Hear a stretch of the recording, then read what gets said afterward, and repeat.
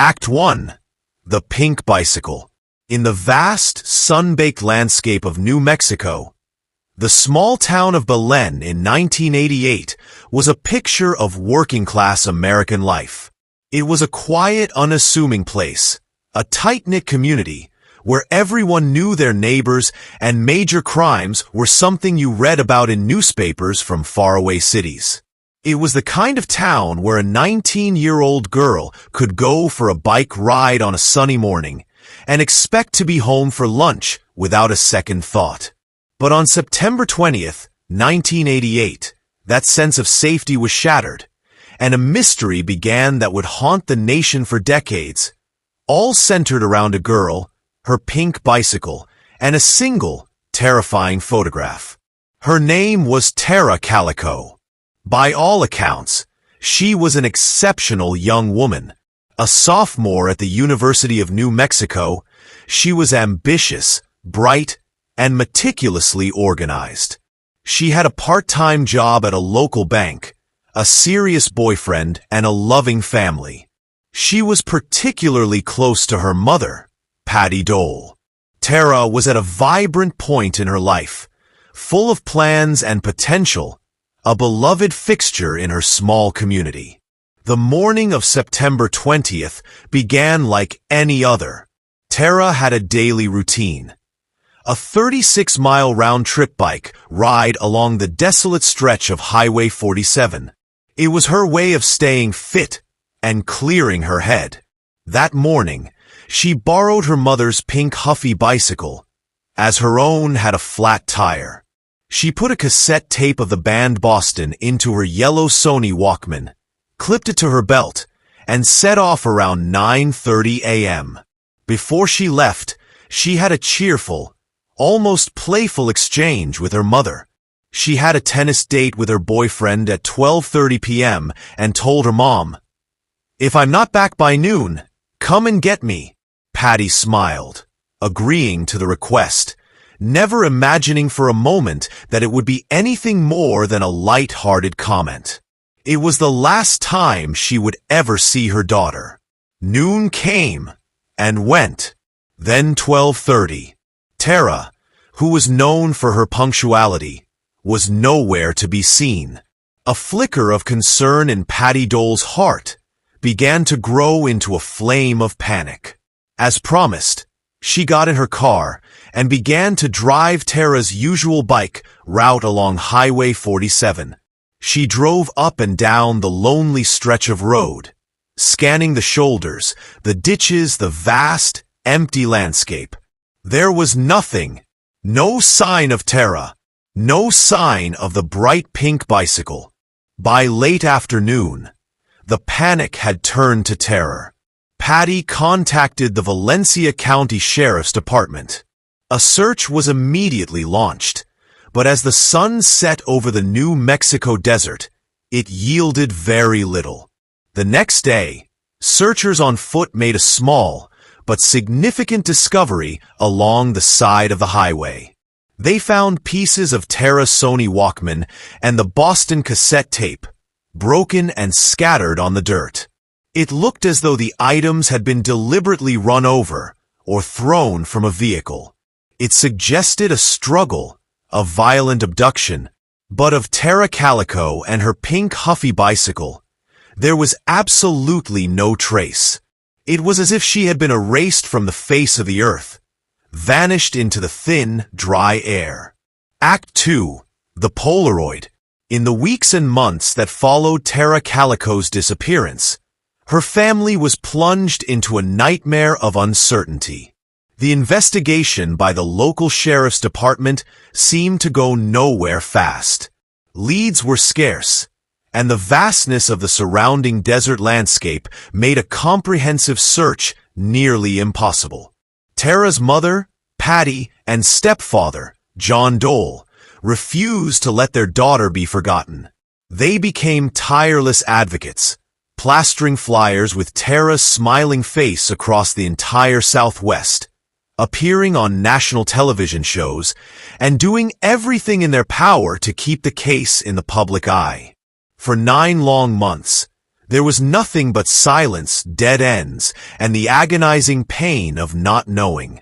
Then, on June 15, 1989, everything changed. 1,500 miles away from Belen, New Mexico, in the parking lot of a convenience store in Port St. Joe, Florida, a woman made a chilling discovery.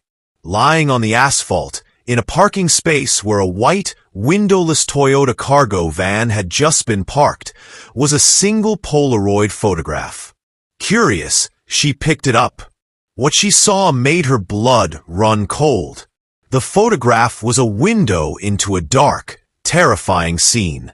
It depicted two people, a young woman and a small boy, lying on what appeared to be pillows or bedding in the dark, cramped interior of a van or camper. Their hands were bound behind their backs, though the bindings were not visible. Their mouths were sealed shut with wide strips of black duct tape, silencing any potential screams. They were captives. The image was haunting. The young woman, with her dark hair and brown eyes, stared hauntingly towards the camera. Her expression wasn't one of panic, but of a weary, resigned terror. The young boy next to her looked directly at the camera as well, his eyes wide with a palpable sense of fear. They were posed, photographed by their captor, a single, horrifying moment frozen in time. The woman who found the photo was horrified and immediately turned it over to the local police. The image was so disturbing and clearly depicted a crime that it was quickly passed to the FBI and broadcast on national news programs, including America's Most Wanted and A Current Affair. Back in New Mexico, Patty Dole saw the image on television. For a mother who had spent 9 months staring at pictures of her missing daughter, the face of the girl in the Polaroid was instantly, horrifyingly familiar. She was convinced it was Tara. There was a faint scar visible on the girl's leg, which Patty said was identical to a scar Tara had from a childhood car accident. Furthermore, lying next to the girl in the photo was a copy of the book My Sweet Audrina, by V.C. Andrews, one of Tara's all-time favorite authors. For Patty, the evidence was undeniable. It was a gut-wrenching discovery. On one hand, it was the first sign in 9 months that her daughter might still be alive.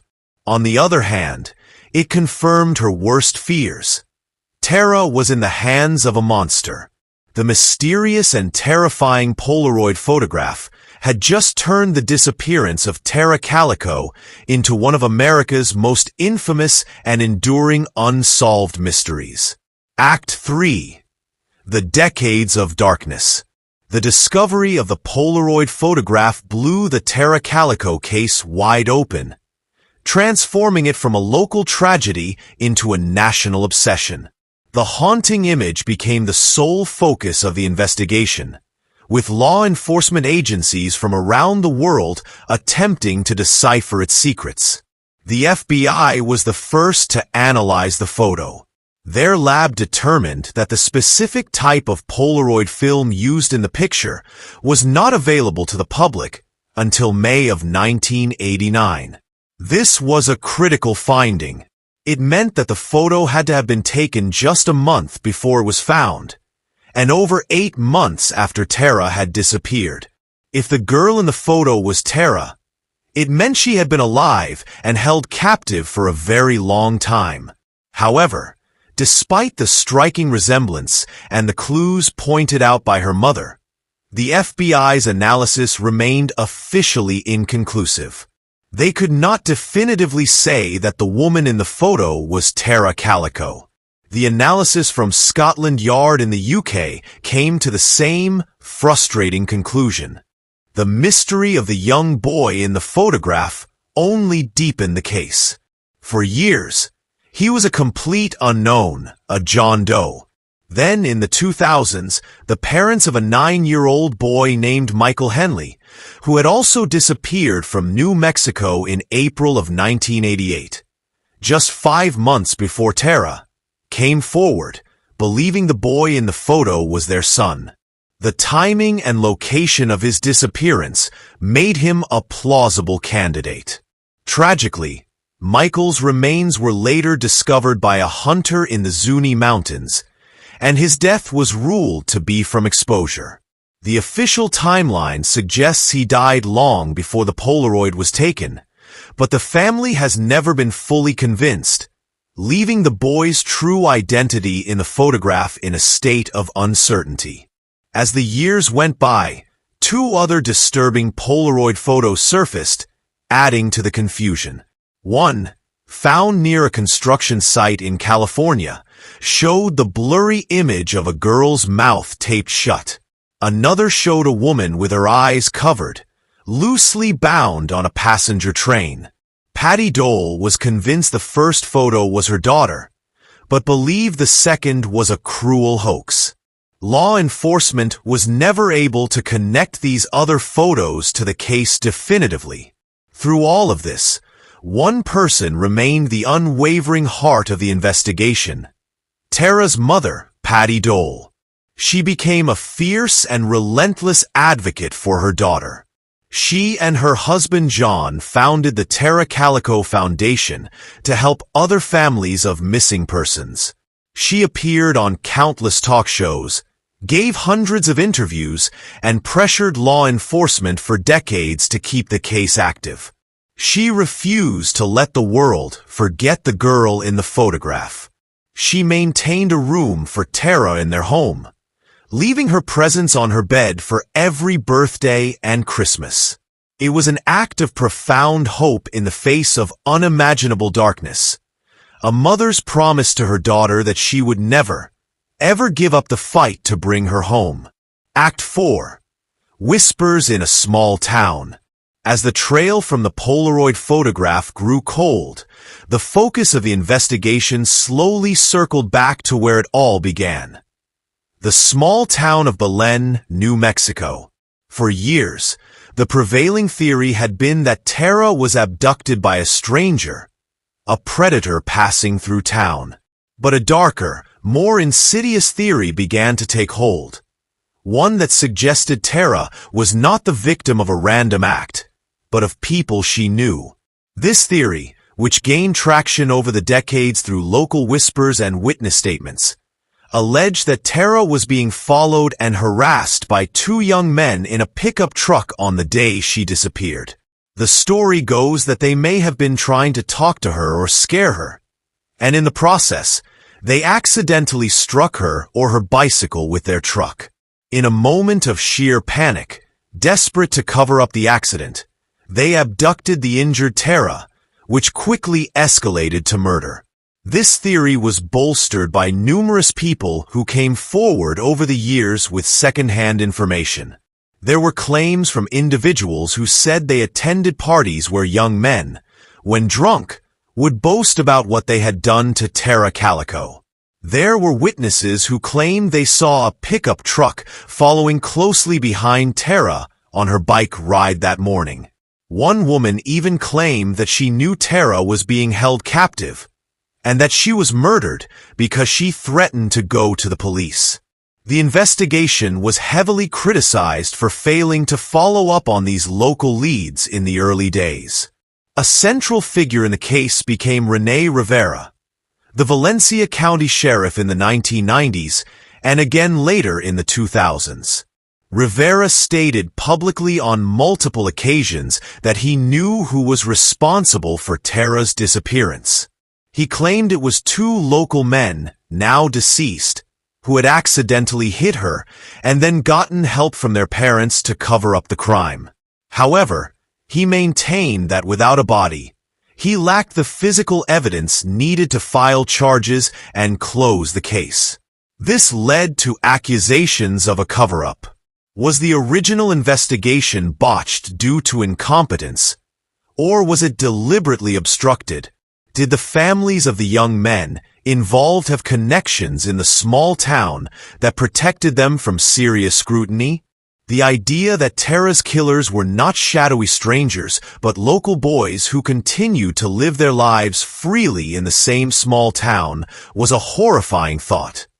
But for many, it was the only theory that made sense. The mystery was no longer just about a missing girl. It was about the dark secrets a small town might be willing to keep. Act 5. A grave without a name. For a parent of a missing child, the only thing worse than knowing the truth is not knowing. For Patty and John Dole, this state of agonizing uncertainty became their life. They chased down every lead, followed every psychic's vision, and spoke to every reporter who would listen, all in the desperate hope of finding an answer. In 2003, their hopes were briefly raised and then cruelly dashed. A convicted sex offender was found to be in possession of a scrapbook filled with newspaper clippings about Tara's disappearance, along with a horrifying collection of photos of other women being tortured and dismembered. For a moment, it seemed like they had found their monster. But a thorough investigation by the FBI found no evidence linking him to Tara's case. The years of stress and heartbreak took a heavy toll. In 2006, after a long illness, Patty Dole passed away. The fierce mother who had been the face of the search for Tara for 18 years died without ever learning the fate of her beloved daughter. Her husband, John, continued the fight in her honor. Before she died, Patty made one final, heartbreaking request to the people of Belen. She asked that anyone who knew anything would please come forward, so she could at least know where her daughter's body was buried before she herself died. Her plea was met with silence. In the years following Patty's death, the case saw renewed interest. In 2008, when Rene Rivera was re-elected as sheriff, he made the Calico case his top priority. In 2013, a 6-person task force was formed to reinvestigate. In 2019, the FBI offered a $20,000 reward for information leading to the discovery of Tara's remains or the arrest of her killers. In 2021, the Valencia County Sheriff's Office announced another major push, asking for the public's help. But despite the new task forces, the rewards, and the renewed media attention, the case remains officially open and unsolved. No arrests have ever been made. Tara's body has never been found. The disappearance of Tara Calico is a story with a single haunting centerpiece: the Polaroid photograph found in a Florida parking lot. That image is more than just a clue. It is a symbol of every parent's worst nightmare. It is a captured moment of pure terror that provides no answers, only an abyss of endless, agonizing questions. Who took the photo? Who is the boy? And is the girl, with the haunted look in her eyes, truly Tara Calico?